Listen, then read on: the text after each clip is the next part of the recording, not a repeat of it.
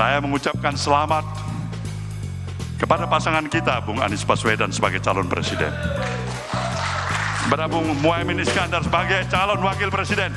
Kita berdiri memberikan aplaus kepada mereka. Dinamika yang dipertontonkan elit dan partai politik saat ini adalah pertunjukan yang biasa. Baik manuver atau perubahan peta koalisi akan terus terjadi seiring dengan semakin dekatnya waktu pendaftaran Pilpres 2024. Manuver yang dinilai mengejutkan publik tersaji. Anies Baswedan berubah haluan dengan menggandeng Ketua Umum PKB Muhaimin Iskandar sebagai bacawa pres. Padahal, nama Anies sejauh ini identik dipasangkan dengan AHY, sosok potensial di internal koalisi. Begitu juga dengan Caimin yang masih kuat di koalisi Indonesia Maju sebagai bacawa pres Prabowo Subianto. Tentu kita semua sudah tahu ya bahwa belakangan ini pemilihan presiden atau Pilpres Indonesia tahun 2024 telah menjadi sorotan utama dalam berbagai media dan diskusi publik. Nah, salah satu isu yang paling menonjol adalah perubahan yang terjadi dalam pencalonan wakil presiden, khususnya terkait duet Anies Baswedan dan Caimin. Anies Baswedan dan Muhaimin Iskandar yang dikenal dengan nama Caimin telah resmi dideklarasikan sebagai bakal calon presiden dan bakal calon wakil presiden untuk pemilu tahun 2024. Pasalnya, keputusan ini ternyata menimbulkan kontroversi dan spekulasi di kalangan politisi dan masyarakat. Karena pada tanggal 29 Agustus tahun 2023, di Nasdem Tower, Ketua Umum Partai Nasdem Surya Paloh menetapkan Caimin sebagai bakal cawapres Anies tanpa sepengetahuan Partai Demokrat dan PKS. Yang mana posisi Caimin telah menggantikan Agus Harimurti Yudhoyono atau AHY yang sebelumnya menjadi pasangan Anies Baswedan sebagai bakal calon wakil presidennya. Kegaduhan pun terjadi di tubuh Partai Demokrat yang diketuai AHY tersebut. Partai Demokrat merasa tidak terima dengan keputusan yang dinilai sepihak itu. Nah, pencalonan dadakan tersebut akhirnya berdampak terhadap dinamika politik. Deklarasi Anies Caimin telah mengubah peta politik menjelang pemilu 2024 dengan latar belakang dan pengaruh politik yang dimiliki oleh kedua kandidat. Banyak pihak yang memperkirakan bahwa pemilu akan menjadi lebih kompetitif dan penuh dengan strategi politik yang dinamis.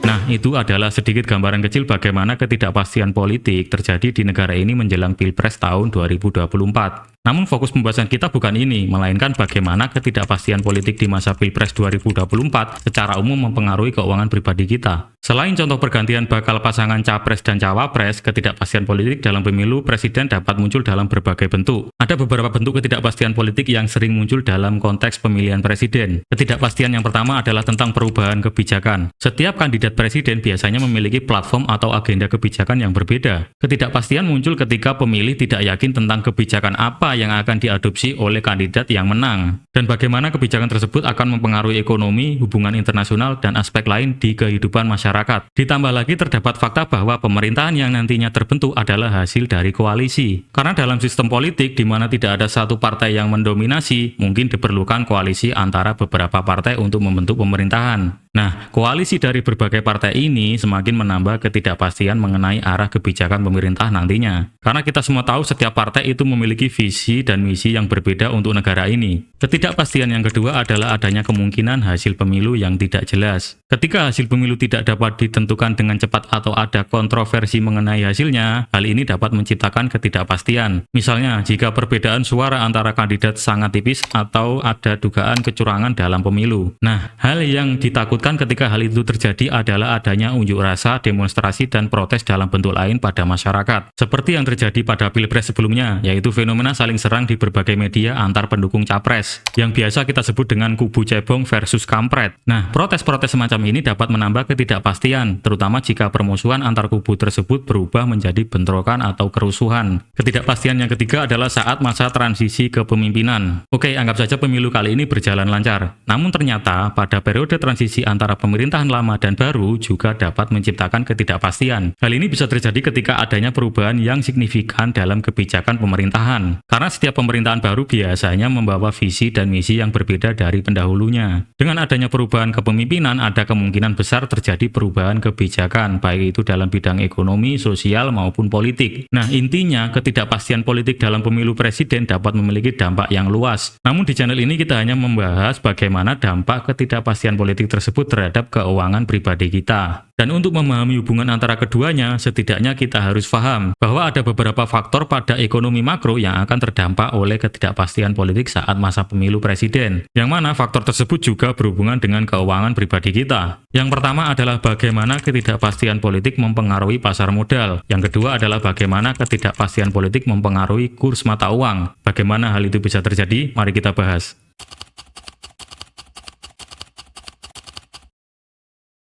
Pasar modal merupakan salah satu sektor yang sangat sensitif terhadap berbagai faktor, termasuk ketidakpastian politik. Dalam konteks global, pasar modal sering menjadi barometer pertama dari respon investor terhadap perubahan atau ketidakpastian politik. Pada pemilu tahun 2019, rata-rata nilai transaksi harian atau RNTH turun sebelum pemilu. Ini juga terjadi pada pemilu sebelumnya, yaitu tahun 2014. Kenapa hal itu bisa terjadi? Nah, pasar modal beroperasi berdasarkan informasi dan ekspektasi dari investor. Ketika ada ketidakpastian politik, informasi yang tersedia menjadi kurang jelas dan ekspektasi investor menjadi tidak pasti. Sebagai contoh, ketika ada berita tentang potensi ketidakstabilan politik atau perubahan kebijakan yang mungkin tidak menguntungkan bagi bisnis, indeks pasar saham juga akan dengan cepat meresponnya. Lalu bagaimana respon pasar saham tersebut? Nah, karena pada manusia terdapat sifat dasar risk averse atau menghindari risiko, maka dalam situasi ketidakpastian, investor cenderung mengambil pendekatan yang berhati-hati. Sebagian investor mungkin menghentikan kegiatan jual beli saham untuk wait and see atau menunggu kondisi politik menjadi pasti. Sikap ini tentu akan membuat likuiditas di pasar saham juga akan menurun.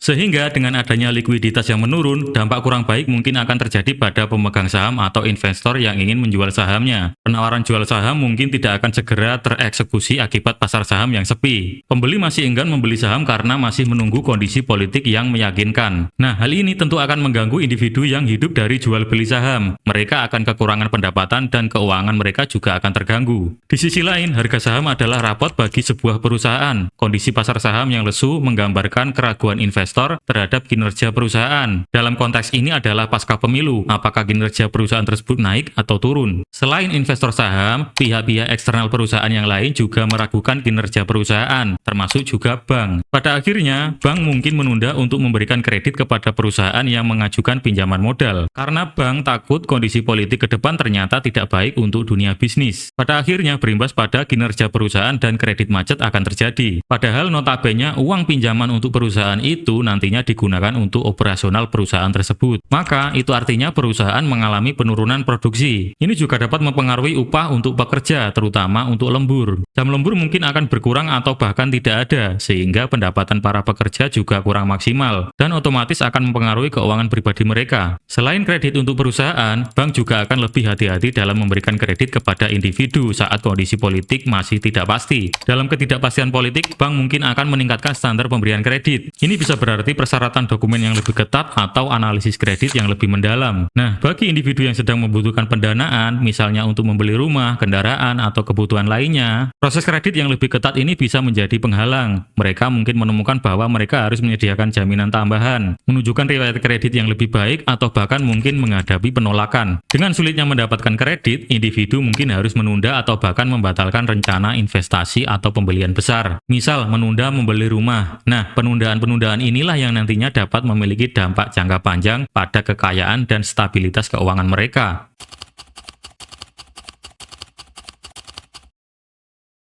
Ketidakpastian politik seringkali memiliki dampak langsung pada stabilitas ekonomi suatu negara. Dan salah satu indikator paling jelas dari dampak ini adalah fluktuasi kurs mata uang. Ada beberapa penelitian yang membuktikan bahwa ketidakpastian politik menurunkan kurs rupiah terhadap mata uang asing. Salah satunya adalah penelitian Wang Yu tahun 2022 yang menemukan bahwa ada beberapa penyebab utama yang mempengaruhi nilai tukar rupiah. Salah satunya adalah faktor politik. Di samping itu, ada juga fakta bahwa nilai rupiah juga melemah saat menjelang pemilu pemilu tahun 2014. Hal itu juga terjadi pada pemilu tahun 2019.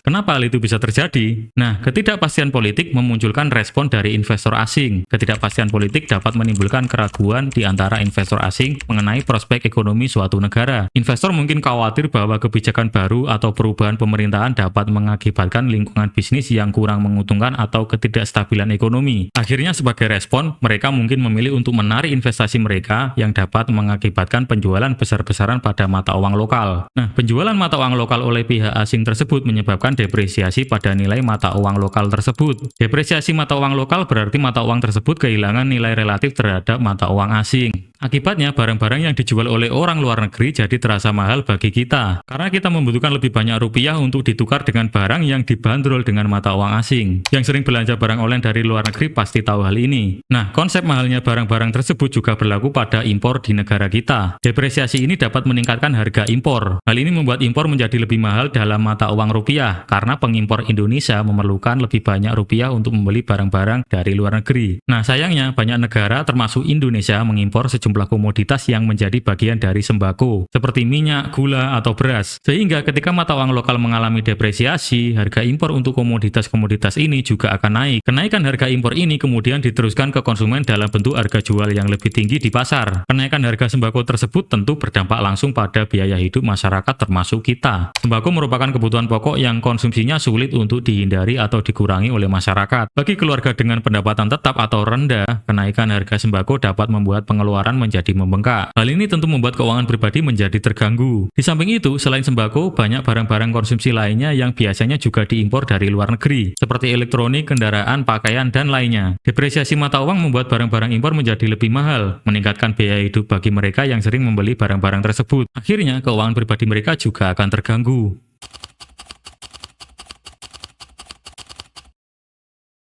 Financial life cycle atau siklus kehidupan finansial merupakan salah satu konsep yang menjadi bagian dari perencanaan keuangan. Siklus tersebut menggambarkan bahwa pada setiap tahapan kehidupan seseorang akan membutuhkan strategi keuangan tertentu. Terkait dengan adanya ketidakpastian politik yang kita bahas kali ini, tentu akan ada perbedaan cara dalam menanggapi hal tersebut berdasarkan fase pada siklus kehidupan keuangan seseorang. Pertama adalah fase akumulasi. Pada fase ini, orang biasanya berada di awal karir mereka, sudah memiliki pendapatan dan mungkin belum memiliki banyak kewajiban keuangan. Biasanya di fase ini orang akan lebih berani mengambil risiko. Dalam menghadapi ketidakpastian politik, orang pada fase ini sebaiknya mendiversifikasikan investasi mereka. Boleh tetap bertahan di aset investasi yang beresiko, namun sebaiknya jangan pada satu tempat saja. Misal, jika kalian sekarang memiliki portofolio saham senilai 100 juta di satu saham saja, sebaiknya jual beberapa lot untuk dibelikan saham yang lain agar dapat mengurangi risiko. Lalu bagaimana yang tidak memiliki investasi saham? Nah, pada momen adanya ketidakpastian politik ini, mengingat fase ini adalah fase awal dari perjalanan keuangan kalian, penting bagi kalian untuk mendidik diri sendiri tentang situasi politik dan dampaknya terhadap keuangan kalian. Pelajari apa yang akan terjadi pada keuangan kalian nanti dan jadikan pengalaman saat pemilu mendatang. Namun saya akan tetap berdoa semoga tidak akan terjadi apa-apa. Kedua adalah fase konservasi. Di fase ini, orang mungkin sudah memiliki keluarga, anak-anak, dan kewajiban keuangan lainnya. Mereka mendekati masa pensiun dan mungkin lebih konservatif dalam pendekatan investasi mereka. Mengingat adanya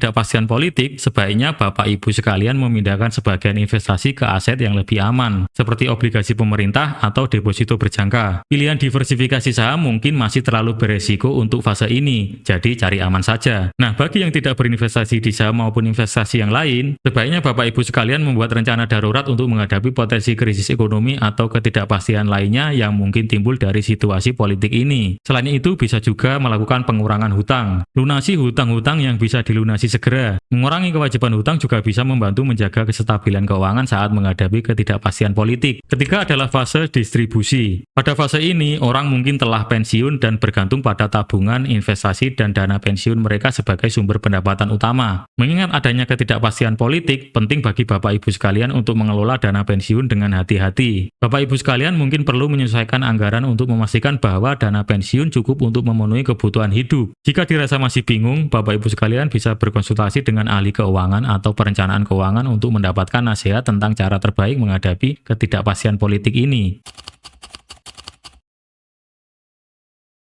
Oke, saya harap video yang saya bagikan kali ini bisa memberikan pencerahan dan membantu kalian dalam menghadapi ketidakpastian politik, khususnya yang berkaitan dengan keuangan pribadi. Saya berharap kalian selalu membuat keputusan yang bijaksana untuk masa depan keuangan kalian. Terima kasih sudah menonton video ini sampai akhir, sampai jumpa di video berikutnya.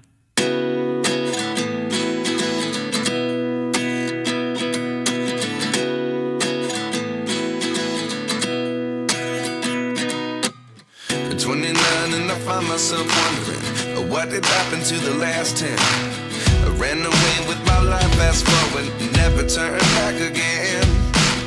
It's kind of funny that the more we pass time, the more we need to set them rewind.